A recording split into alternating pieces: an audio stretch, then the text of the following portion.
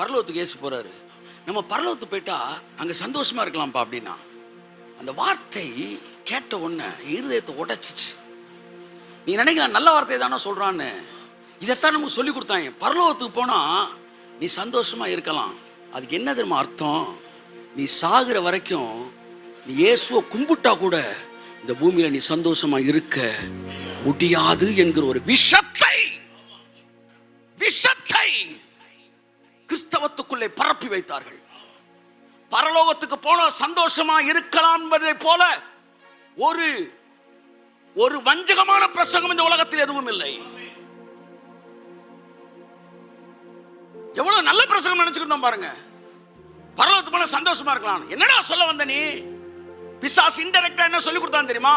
நீ என்னதான் விழுந்து ஜெபம் பண்ணாலும் பூமியில இருக்கிற வரைக்கும் நீ முழு சந்தோஷமா இருக்க முடியாது.